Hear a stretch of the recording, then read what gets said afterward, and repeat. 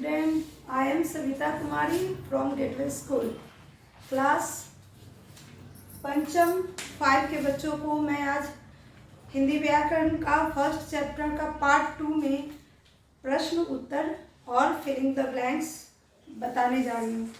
आप लोग सभी अपने अपने पुस्तक को खोलिए। सबसे पहले वस्तुनिष्ठ प्रश्न आते हैं। तो वस्तुनिष्ठ प्रश्न में 2 ऑप्शन होते हैं, उसमें से एक ऑप्शन सही और एक ऑप्शन गलत होते हैं। आपको उन दोनों में से चुनना होता है, उनमें टिक लगाना होता है। पहला सवाल है, भाषा होती है केवल मौखिक, मौखिक एवं लिखित। हम लोग तो अभी तक 3 तरह के भाषाएं पढ़े हैं, लेकिन इसमें 2 तरह के भाषाओं का जिक्र हो रहा है।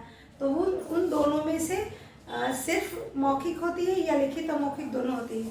तो लिखित और मौखिक दोनों होती हैं, तो हमको उसी में टिक लगाना है। दूसरा है, लिपि का अर्थ है।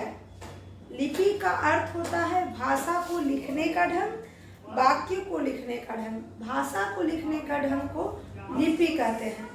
तो हम फर्स्ट वाला में टिक लगाएंगे। बोली से आशय है। बोली से आशय का अर्थ होता है बोली का मतलब। क्षेत्र विशेष में बोली जाने वाली भाषा, क्षेत्र विशेष में लिखी जाने वाली भाषा। बोली का मतलब बोलना होता है, लिखना का कोई यहाँ पे सवाल ही नहीं होता। तो क्षेत्र विशेष में बोले जाने वाली भाषा को बोली कहते हैं। आप लोग बोली के बारे में मैं बताती हूँ। जैसे किसी क्षेत्र में बोली जाती, बिहार में बिहारी बोला जाता है, गुजरात में गुजराती बोला जाता है। तो इस तरह से क्षेत्र विशेष में होता है। हिंदी को राजभाषा घोषित किया गया। हिंदी को राजभाषा कब घोषित किया गया?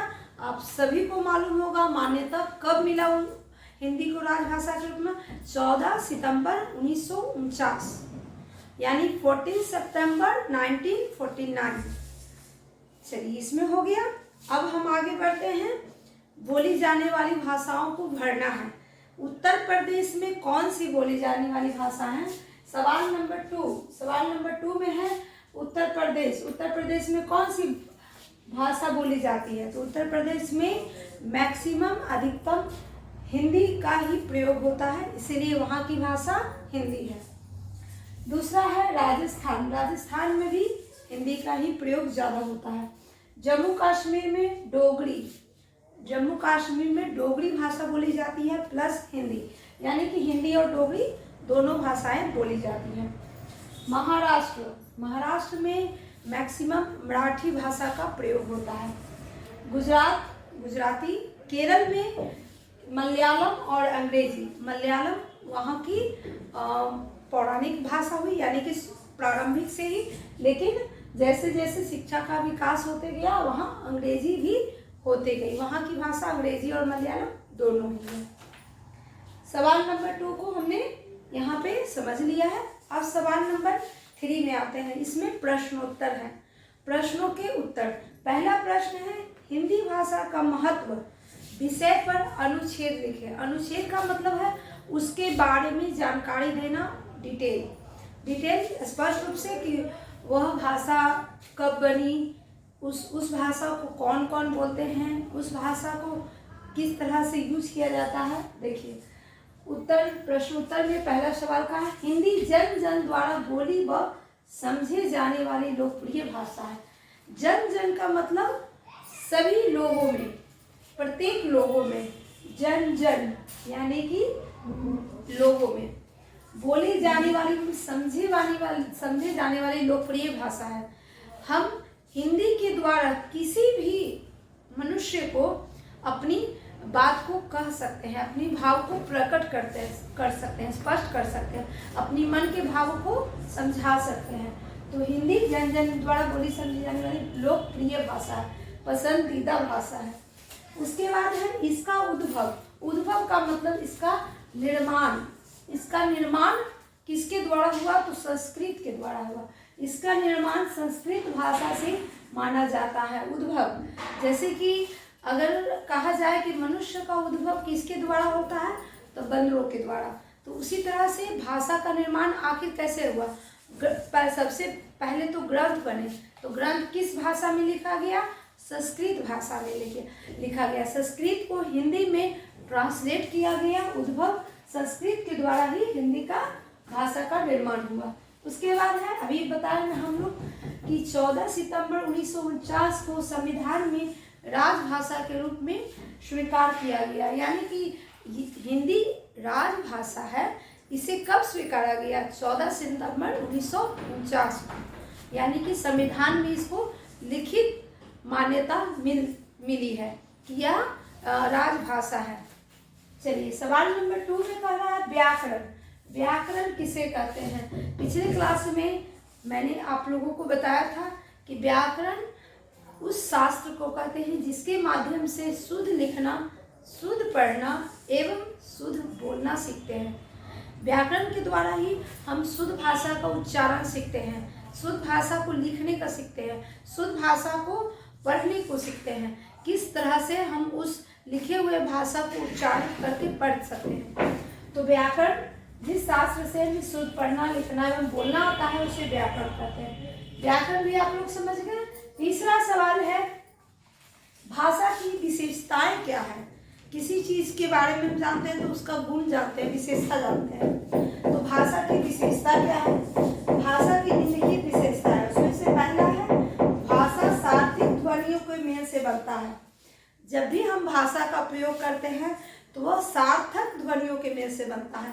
ध्वनि का मेल सार्थक होगा तभी तो उस बात का अर्थ स्पष्ट आएगा।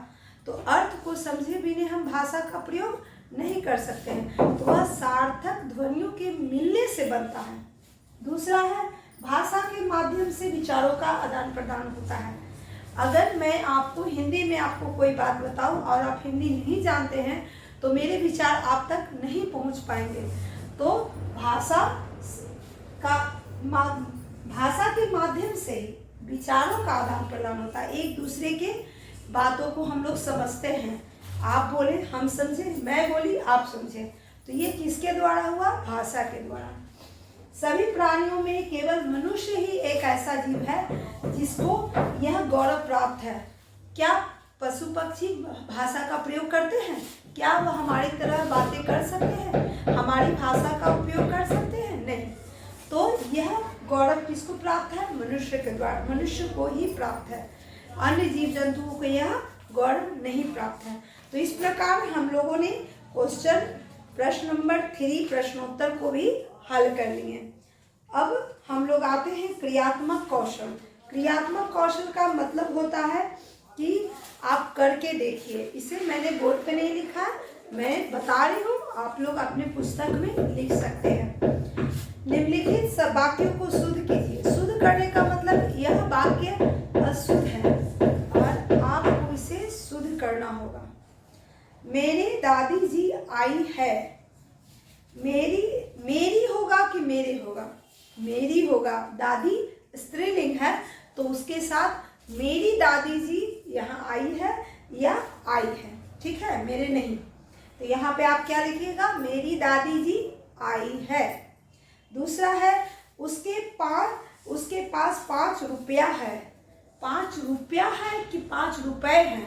5 का मतलब बहुवचन, एक नहीं ना है, बहुवचन है, 5 है।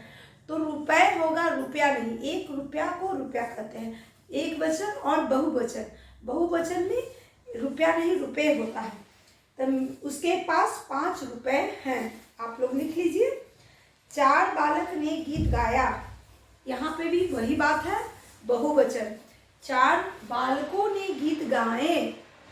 4 बालक ने गीत गाया नहीं, 4 बालकों ने गीत गाया। क्या तुम नहा लिया? क्या तुम नहा लिए? क्या होगा? क्या तुम नहा लिया? नहीं, क्या तुम नहा लिए? चलिए, इस तरह से हमने अशुद्ध वाक्य को भी शुद्ध कर दिया। भाषा प्रयोग से क्या क्या लाभ होने हैं कक्षा में परिचर्चा कीजिए। आप अपने दोस्तों के साथ, अपने फैमिली में भाषा के प्रयोग पर चर्चा कीजिए कि भाषा का प्रयोग कहाँ कहाँ पे हम लोग कर सकते हैं। आज के लिए बस इतना ही। हम लोगों ने चैप्टर 1 के सभी प्रश्नों को सॉल्व कर लिया है। इससे जुड़े जुड़े जितने भी सवाल हैं हमने बना लिया है। कुछ इसमें तथ्य दिया हुआ है जिसे आप लोग याद कर लीजिएगा। किस देश की कौन सी भाषा होती है और किस देश की कौन सी लिपि होती है। जैसे कि अंग्रेजी लिपि को हम लोग रोमन कहते हैं, पंजाबी को गुरुमुखी, उर्दू को अरबी फारसी और गुजराती को देवनागरी। ये कुछ टॉपिक है जिसे आप लोग याद कर लीजिएगा। आज के वीडियो के लिए बस इतना ही। नेक्स्ट वीडियो के लिए आप लोग इंतज़ार कीजिएगा और अगले चैप्टर को पढ़कर रेडी रहिएगा। चलिए आज के लिए बस इतना। धन्यवाद।